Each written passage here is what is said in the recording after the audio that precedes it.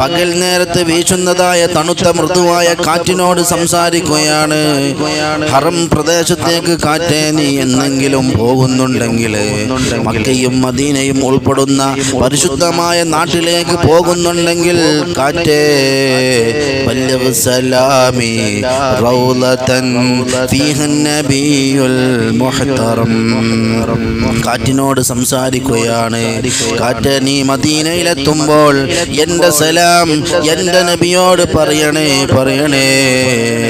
എന്റെ നബി വിശ്രമിക്കുന്ന പരിശുദ്ധമായ റൗളയിലേക്ക് എന്റെ സലാം എത്തിച്ചു കൊടുക്കണേ. ബല്ലിഗ് സലാമി റൗളതൻ ഫീഹാ നബിയുൽ മുഹ്തറം. ഇത് മുത്തുനബിയോടുള്ള വളരെ ആഴത്തിലുള്ള സ്നേഹമാണ്. ഇത് മുത്തുനബിയോടുള്ള വളരെ ആഴത്തിലുള്ള സ്നേഹമാണ്.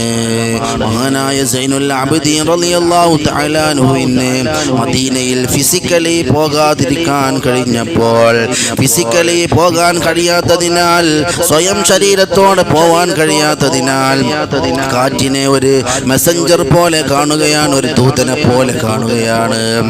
എന്നിട്ട് ആ കാറ്റിനോട് പറയുകയാണ്, ഇന്നൽ ദിയാ റിഹസ്വബാ യൗമൻ ഇലാ അർളിൽ ഹറം ബല്ലിഗ് സലാമി റൗളതൻ ഫീഹാ നബിയുൽ മുഹ്തറം.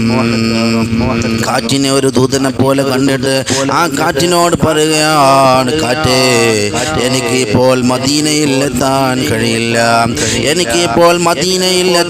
കഴിയില്ല, അതുകൊണ്ട് കാറ്റേ നീ അവിടെ പോകുന്നുണ്ടല്ലോ, നീ പോകുന്നുണ്ടെങ്കിൽ എങ്കിൽ എൻ്റെ സലാം എൻ്റെ നബിയോട് പറയണേ.